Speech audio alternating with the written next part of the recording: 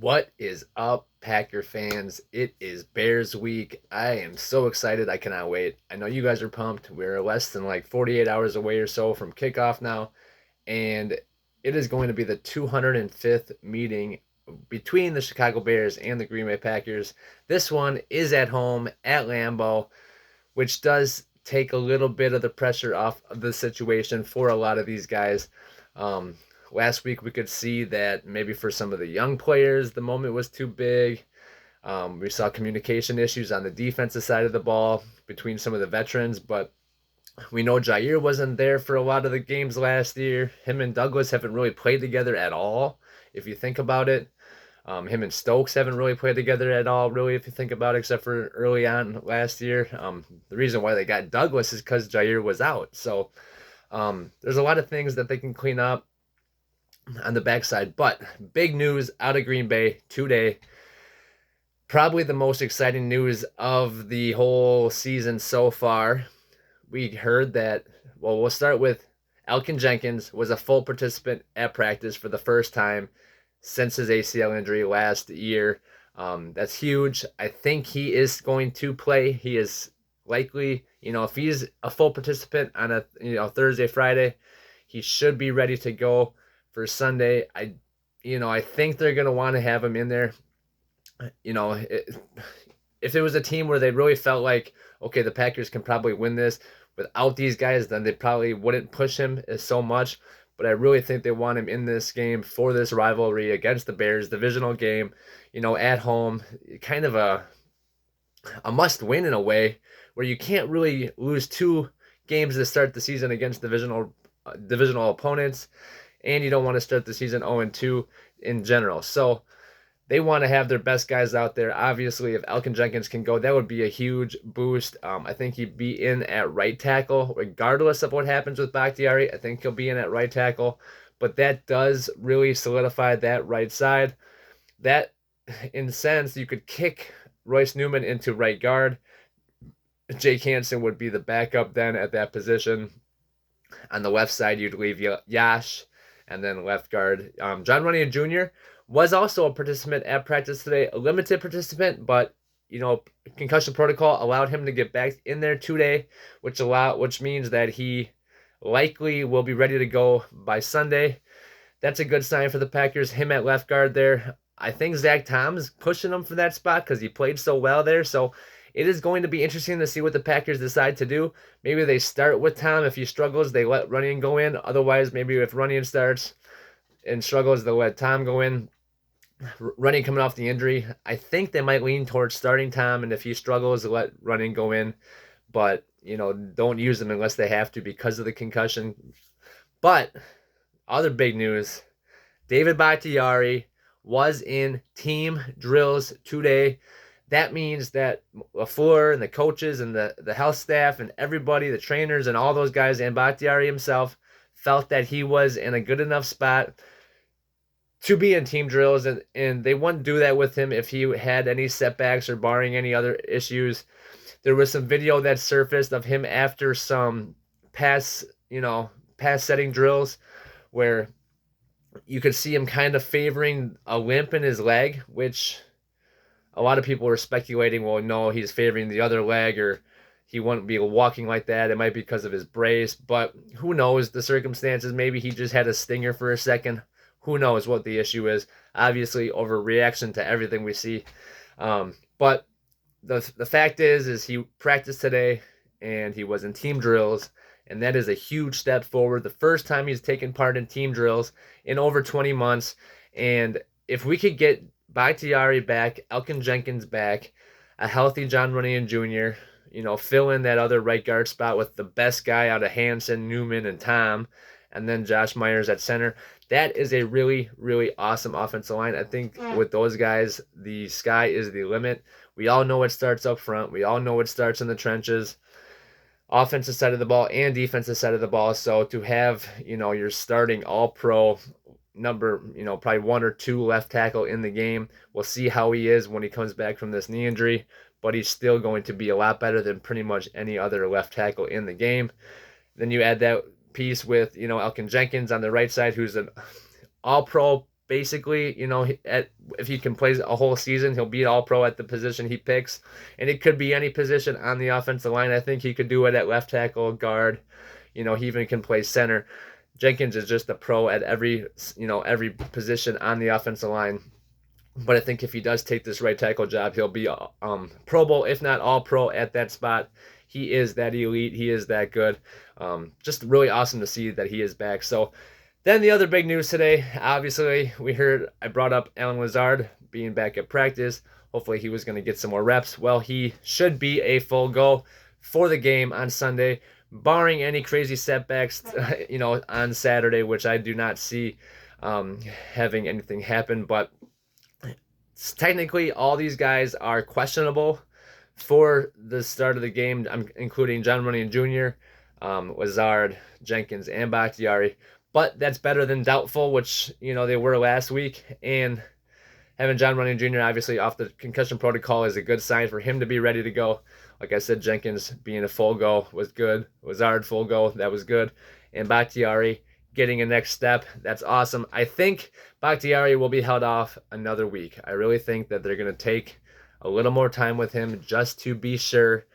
No reason to push him back super soon. If we are getting Jenkins back, that does buy us a little bit of time, because that just solidifies one side, a little bit less pressure on some of these young guys to perform. So I'm excited. Just that, it's crazy. All 53 of the active roster guys for the Packers practiced today, which in the NFL, with all the crazy injuries and how physical the sport is, you'd expect more guys to be out. We know that we have some guys on IR, Chris Barnes, they go on IR, and other players that we injury settled with. But for the most part, this is a pretty healthy group of guys. Obviously, knock on wood, this is just really an awesome situation for the Packers to be in, to be able to utilize all the different talents they have in all the different areas of specialties they have, on different positions. They have so many guys that can play multiple positions on the offensive line, the defense, Douglas going corner and safety, and then just with different guys on the O-line. It's really, really nice to have guys that can move around and interchangeable pieces, especially offensive linemen. Packers have been doing that forever, and it looks like we have a few more of those guys now with, like Zach Tom, I said, and Newman can go tackle guard. And so really exciting to see that these Packers are so healthy right now. It is a good look for what we're trying to do. Bears are also pretty healthy this week. They're not coming in with any major injuries to anybody.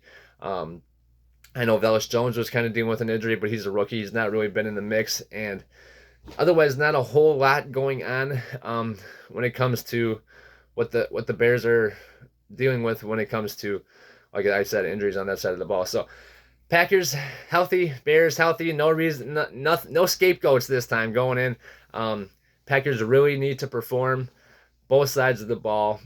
Some of the keys to the game against the Bears are going to be the things that we know we should have been doing against the Vikings, but really didn't do. Obviously, we've been talking about it all week. Number one is run the football. A.J. Dillon and Aaron Jones need to have, I saw some people saying 30 carries combined. To me, that's a lot of carries for them. That's, you'd want to have almost 30, 35, 40 touches combined. If they had 30 carries, that would be really ideal. That would almost ensure a win for sure. But you're only getting about 70 snaps or so a game. So if your running backs run it 30 times, that's a good situation, or a good scenario for winning. But there's a lot of guys that need touches, and that just with Allen Lazard coming back, and you want to get more touches for the rookies and for Cobb and Watkins. It's going to be tough to see who gets the ball. It really is. I think, obviously, no matter what happens, if you win, no one's going to care how many touches they got. It's all just going to be, we got the W. But after a loss, you look at all the different, guys that only got 2 catches, Watkins and Cobb, or just, Tanya only getting 3 and Lazard not even being out there. So, and then you look at the running back numbers, where if Jones had more carries, he only had 5 for 50 yards, basically. If he had 10, he would have had 100 yards. that's, you look at that, and then you look at how Dillon, basically the leading yards guy on the team for the Packers, receiving and rushing. Well, I think Jones out rushing by like 3 yards, but overall, Dillon had more yards, total 90, I think, throughout the whole game, both receiving and running the ball. So you keep getting him more touches as well. He's just going to improve his totals. He had, I think, 91, so he'd break that and he'd hit 100. So we could have two running backs who have over 100 yards total, and then hopefully a receiver can get in the mix and get up there as well. You'd prefer to have a receiver lead your team in receiving, but it doesn't always work out like that. Packers, they did have 10 different receivers catch a ball, and nine of those guys were for first downs. So that's kind of a cool stat. That means they are spreading the ball around a lot, but the Packers only had 10 catches for receivers and 120 yards total for all the receivers. And we all saw Devontae last week had 10 catches by himself with 141 yards and a touchdown. So him by himself outperformed all the Packers. But we're just figuring it out how to get un-Devontae centric, and we're starting to, see where we can build and where guys can, take roles that were once Devontae's, and there's targets are going to go to somebody, and it's just going to depend on who it is. And so, kind of a side note, we know that Hunter Renfrow was kind of Derek Carr's guy last year. Well, with the arrival of Devontae, now Carr is kind of Devontae-centric. I think Renfrow had like 2 catches for like 18 yards or something really, really small, which is not normal for him. So something to note, obviously you got to throw it to Devontae. He's going to demand his targets and his catches. So kind of what happened with Rodgers. Now Rodgers doesn't have to do that. He can just kind of throw it to the open guy, but he does need protection, and that was one of the bigger issues. A lot of guys came open like a second after the protection broke down. Rodgers had to get rid of the ball, and then you saw, on a bit deep crosser, Watkins come open on some of the videos I posted. So tough, but it all starts up front with the offensive line. That's why Jenkins is so big. But if we can run the ball, it really does open up things for the pass. It opens up things for these young guys to kind of settle down, and helps these young offensive linemen just run block. It's a lot easier, like I keep saying, to move forward and just push a guy forward than it is to kind of hold your position backwards as a guy is pushing you backwards. So that's why pass blocking left tackles on the blind side like Bakhtiari get paid so much, because it is quite a talent and skill, especially going up against super young, talented, athletic, quick defensive edge rushers like Micah Parsons or whoever, Myles Garrett. You need a guy that can move his feet quick enough to stay with them, but big enough to stop them, because they're strong as well. So that's why these guys get paid so much. That's why it's such a big deal. And that's why this offensive line needs to get healthy, needs all their pieces, and then we can really start doing what we want to do on offense. But either way, you get Aaron Jones 10 to 12 to 15 carries or so. You get Dillon about the same amount, and then you maybe pass it to Jones, 6, 7, 8, 9, 10 times. Try to get Dillon a few catches in the pass game as well, because he is really tough to tackle downfield. Obviously, once he gets farther and farther downfield, there's smaller and smaller guys. You get past the D-line, they're smaller, their linebackers are smaller, to the corners and safeties are smaller. So that's who you really want Aaron or A.J. Dillon matched up against, is the guys who are smaller than him, don't want to tackle him, and he can run them over, get downfield, gain extra yards, things of that nature. So that's the matchups we're kind of looking for, trying to get them both out there, trying to get the ball in both of their hands, early and often, and keep drives going by running the football, short, quick passes to these guys. Like I said, it was late in the game. We were down like 2 scores at that time, I think, and I think it was 23-7. We were down 16, but there was some time left, and it was 3rd and 1. We passed it, then 4th and 1. We passed it to Tony on towards the end zone, and he was double covered, and it was a tough throw and would have been a hell of a catch, but we could have just ran the ball, got the first down, kept the game going. It would have been a long shot to get 2 touchdowns, 2 2-point conversions, and then an onside kick in the middle of the 2. That would have been a far-fetched, scenario. But at least if you got the first down, you would have kept that game alive. You would have kept that scenario open. But, not making it on 4th and 1, then game's over. Could have at least scored some more points, and then it would have looked a little bit better on the stat line. And as team people talked about it during the week, it would have been like, oh, at least they had 14. But anyway, still should have ran the ball. 3rd and 1 ran the ball. 4th and 1 ran the ball, but they didn't. So look for them to run the ball more in situational areas. I know that both Rodgers and LaFleur both said the score kind of scared them away from running the ball more. Even though to me it wasn't even that out of reach. It just, the way that they were moving the ball down the field in those big chunks with those big pass plays, Justin Jefferson, 184 yards, really moving the ball good. Packers felt like they needed to keep up with that, and they got away from the run, but really they should have kept it going. It looked really good, and I think against the Bears, they can keep this run game going. They just got to stick with it, and that'll open up things for the pass. And like I keep saying it, that's going to help settle down these young receivers. I wasn't the only one that said that a first play 75-yard bomb to Christian Watson, the rookie, on after not really being in training camp and not really getting a big rapport with Rodgers, kind of the last guy in, then to have him be the first play. And I know they said they talked to him about it all week and he was getting hyped up and he knew it was coming and all that, but that's even like almost more pressure then, because now you know that it's coming to you and all these things. You can make history if you catch it, but it should have just, maybe been the Sammy Watkins, like I said, or they should have ran a few plays, got guys settled down, maybe got the ball in his hands on an end around before they took the shot. I think if they would have taken the shot, the defense, Patrick Peterson says he was caught sleeping anyway. He wasn't even really warmed up at that point, so they got him at that point. But I think if they would have ran that route with him in a couple plays later, they would have got him as well, because they probably just weren't expecting these young guys to run a route like that, because they're trying to just get them in these quick little slants and timing routes, just get them the ball quick. So I think that it still would have worked out, and I expect the Packers to take another shot at Watson this week. I really think that they should have taken more shots down the field, but obviously when you're playing behind, the defense kind of knows that. They're kind of playing for that, so it's not as open as it is when you're closer, when you're running the ball and being effective on offense. A lot of what we were doing was like desperation plays. We saw Rodgers force an interception to Randall Cobb that was not a normal situation for Rodgers. Just a lot of weird mental errors. And as I keep going through like all these missed opportunities, we really had a chance for a lot of points to make this game close.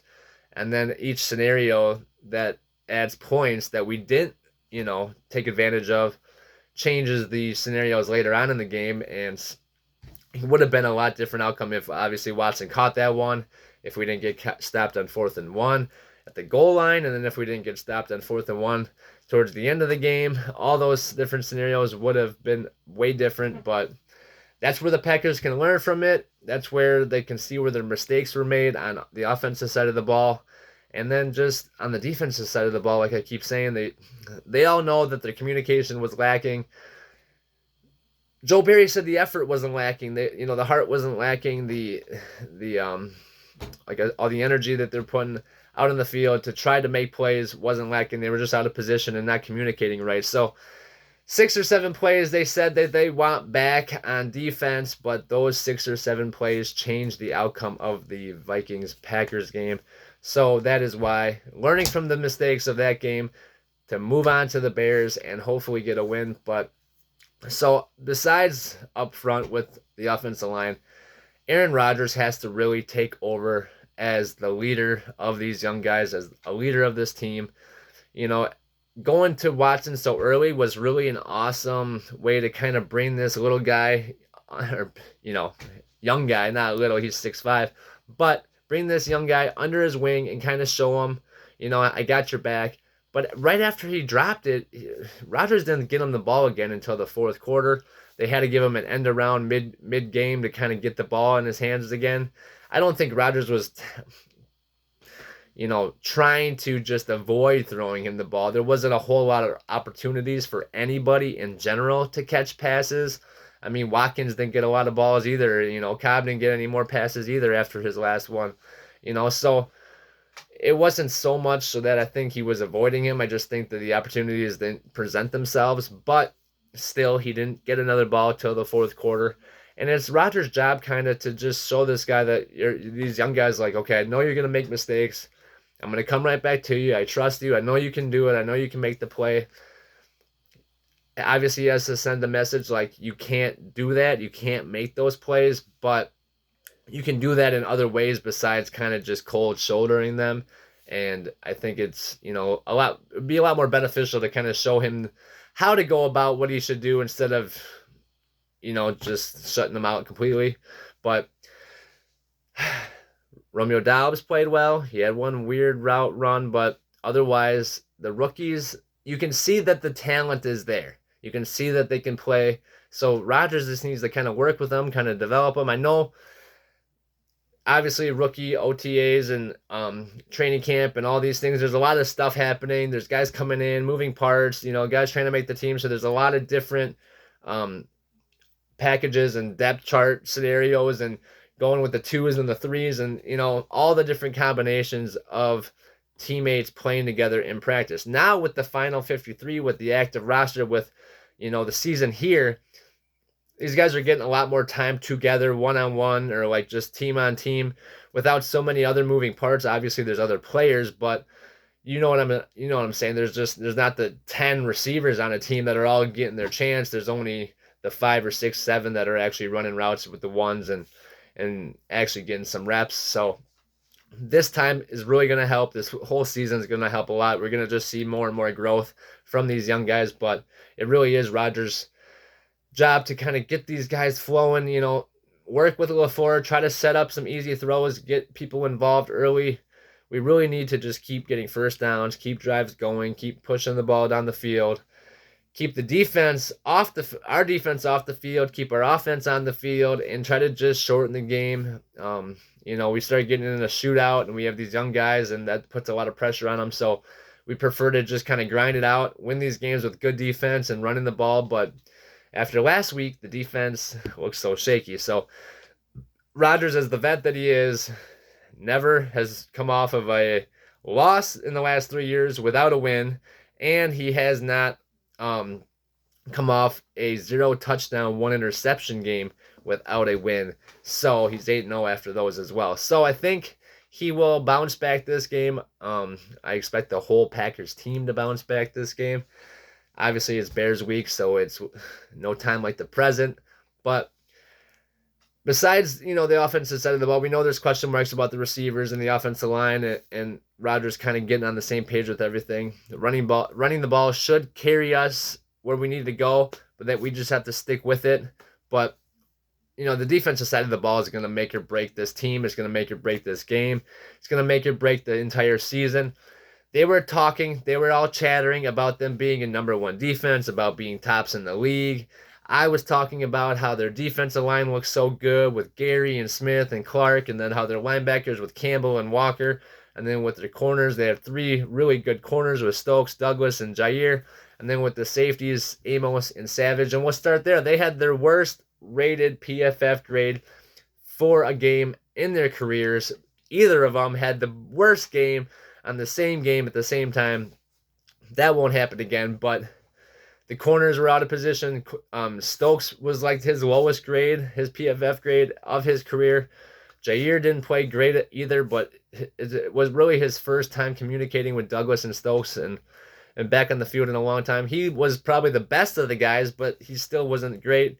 Campbell seemed a little bit out of position here and there. Walker was really good, kind of got burnt by some receivers early on in the game, but he'd learned from those mistakes. He looked really good, but then he hurt his shoulder midway through the second quarter. And then up front, the defensive line just, Preston Smith admitted that he could have probably got to Kirk Cousins. He just, took a weird angle or just not enough energy or effort at the right second. And he said he missed some sack opportunities. Gary got one. He kind of met at the quarterback at the same time Kenny Clark did. They probably should have split one, but Clark was probably the player of the game for the Packers, but in the middle there, it's hard for people really to give the recognition he deserves. But he played such a solid game. It just wasn't enough up front. There was only 1 sack, no other turnovers. There was some pressures and everything, but in QB hits, they really got close to the quarterback a lot. Gary Smith and um, Clark, but it just didn't do enough to affect the game. And now we go on from Kirk Cousins to a quarterback like Justin Fields. So Justin Fields, Jair Alexander was saying it earlier. He's the type of guy that instead of covering the receivers for 3, 4, 5, 6 seconds at the most for some of these quarterbacks, with Justin Fields, you're back there for 10 seconds trying to cover these receivers. And then he still has the opportunity where he might be able to run it. So while you're trying to cover these guys, he's thinking about running it way a different direction. And so this defense has to really be on its toes, check its keys, make sure that they have a QB spy as much as they can, really try to keep Justin Fields in front of them and try to trick him with coverages and blitz him, bring guys off the edge. You need guys that can match his speed. So, depending on, I know Walker's fast enough. I know Campbell's fast enough. Savage can keep up with him. You can even spy him with Douglas. I'm sure they're going to use a lot of different combinations with that zone scheme they use, but Darnell Mooney is a guy that could burn you. He's not Justin Jefferson. I would never confuse him with Justin Jefferson, but he is a guy that is very talented, can make plays. And if you let him, he could burn you for what Justin Jefferson burned us for on Sunday. So he's a guy that we have to kind of make sure he is covered at all times, whatever that takes, whatever communication or whatever they have to do. And then the other guys, Equinemius St. Brown's a guy that the Packers know well. Was a Packer for a long time. We drafted him on this in the 6th round out of Notre Dame. But at 6'5", and he's got speed, which is what I liked about him as a Packer. He's a guy that can make plays as well. I think that, you put Douglas on him maybe and kind of covers him up. Then they have Byron Pringle, who is a speedster, so you'd want to put probably Stokes on him most of the time. If you have guys like that, I understand the zone scheme and makes it kind of complicated to do that, because you never know where the guy's going to be. But if you have a guy that can match up with each guy, then it doesn't matter because they're all just going with them. That's kind of what I thought they would do last week. Put Douglas on Thielen, put Stokes on Rager, and then put Jair on Jefferson. You can kind of do that this week with Mooney and Jefferson. You know what I'm saying? With Mooney and Jair. So I don't understand. I understand the zone scheme. I get why they have it like that. And with how the receivers don't line up in the same spot every time like they used to. Like Michael Irvin would always be in the X, and he would just always be on the left side in the same spot, or so you could just put a guy on him at all times because you knew where he'd be.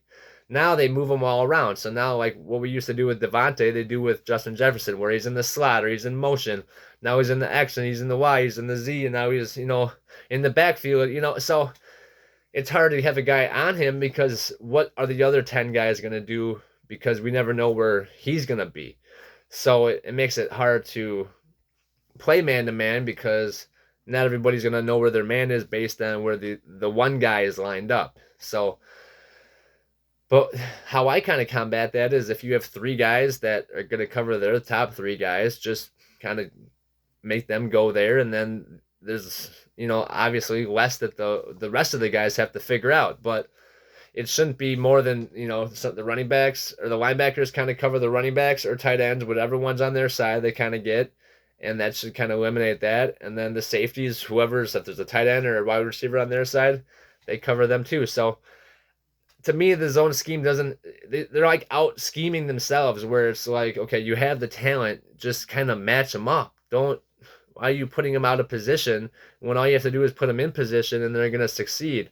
It doesn't make sense to me. They're just overthinking the whole concept because you have a guy like Jair who can shut down the best guy, let him do that. And you have a guy like Stokes who can keep up with anybody, so put him on their burner. And then you have Douglas who's 6'2", big physical cornerback, put him on their big possession receiver, call it a day. I just don't understand. And then you have Savage who's speedster, you have Amos who can cover tight ends, and then Campbell and Walker can cover pretty much any tight end or running back in the league. So you throw them on them and call it a day. You don't ever have Preston Smith on Justin Jefferson. That's just not what you do. And if you put Preston Smith on Darnell Mooney on Sunday night, he's going to torch us just the same as Justin Jefferson did. So watch for that. I know the zone scheme is set up so that it's really supposed to be tricky. It's supposed to help increase turnovers and all those things, help put pressure on the quarterback, kind of trick them into thinking that something's open when there's a guy there in that zone. But as we saw against the Vikings, 1 sack, no turnovers, not very impressive on the defensive side of the ball. Hopefully that does change. So after week 1, Bears do have 19 points a game. Packers only have 7. Bears have 204 yards per game with all that rain in Chicago, but the Packers had 338 yards against Minnesota. And obviously the Bears only gave up 10 points, which 49ers only scored 10, and the Packers gave up 23 to the Vikings. But, it's obviously you can't take a whole lot from week 1. There's a lot of things about week 1 that people just overreact about. The Bears 49ers game, you can't take a lot out of that, obviously, with the weather and just Trey Lance and all those things. And so hard to judge that game, really hard to judge that game. And like we saw last year, the Packers suck week 1, so kind of hard to judge the game against the Vikings.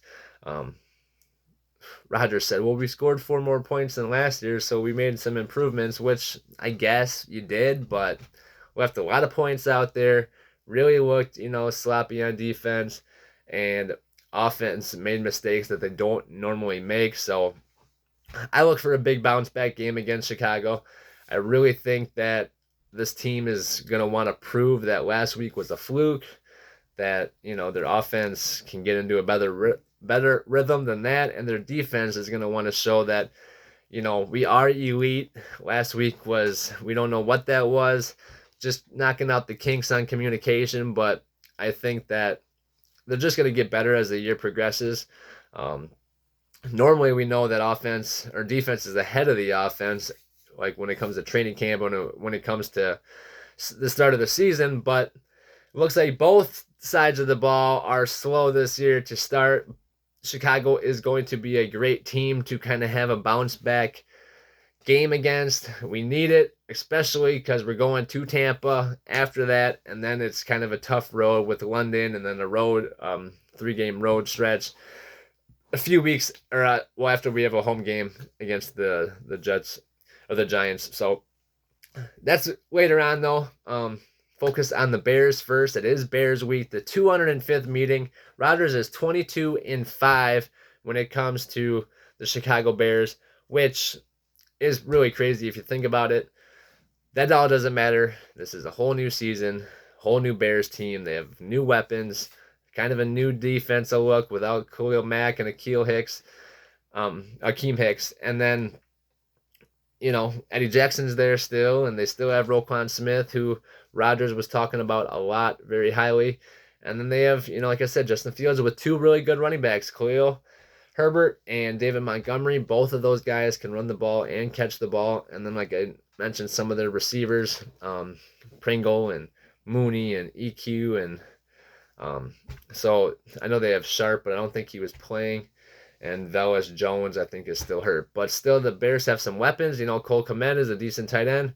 Offensive line of theirs is probably their weakest unit, so I expect some pressure up front. I expect the Packers to stay in their lanes and keep pressure on Justin Fields, keep him in the pocket, and try to make his day really tough. The thing I'm watching for the most, besides, offense and defense and all that stuff, but on special teams, the thing I'm watching for the most on special teams is Amari Rodgers and what he does in the return game.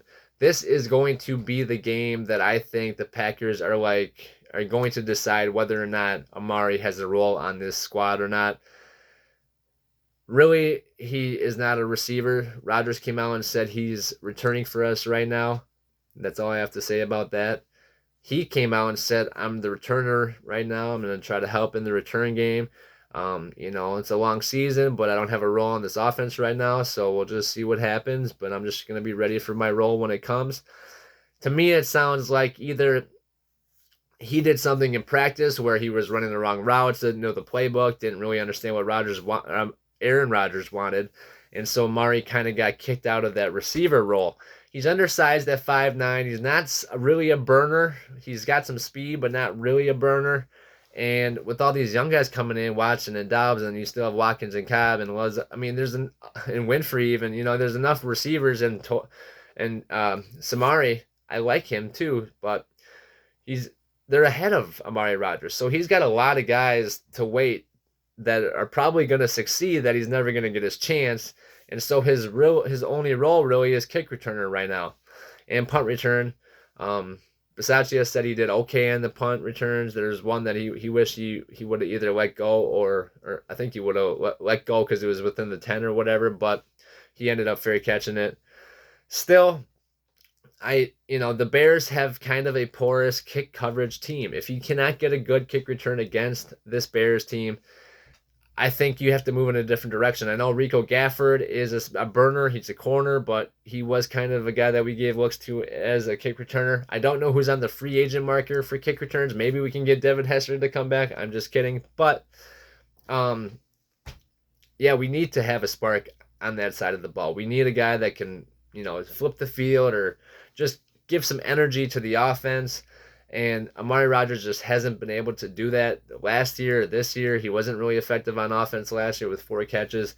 And, the punt return game, the kick return game just hasn't had any spark to it at all in this LaFleur-led team.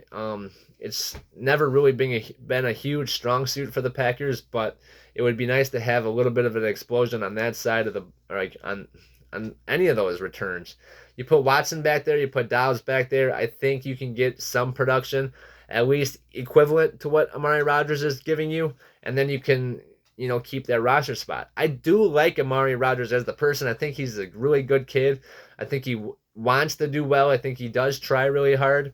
I just don't think that it's enough right now to help this Green Bay Packers team, and it's going to be tough. So if he does not perform, I think maybe the Packers do try to look a different way.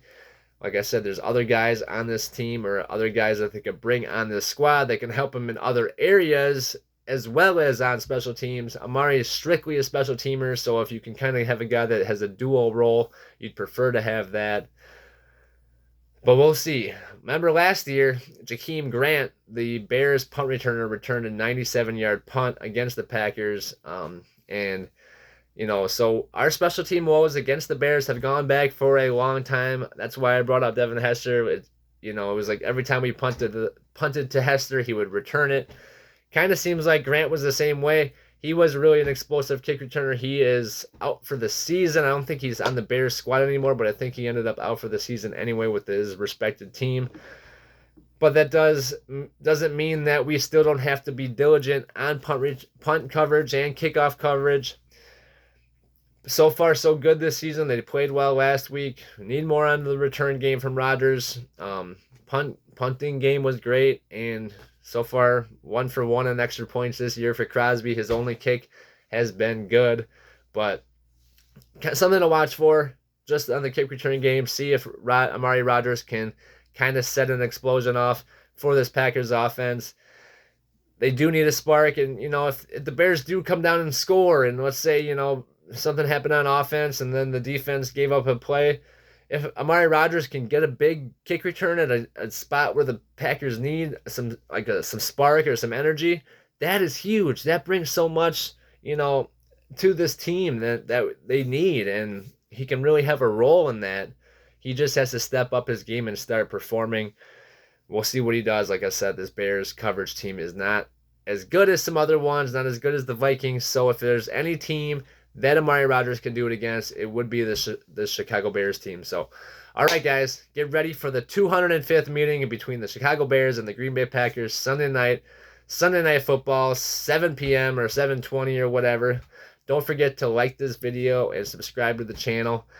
Thank you guys for watching. We just hit 200 subscribers. Pretty awesome. And go Packers. Beat the Bears. And check me out next time. Go, guys. Peace out and see you next time.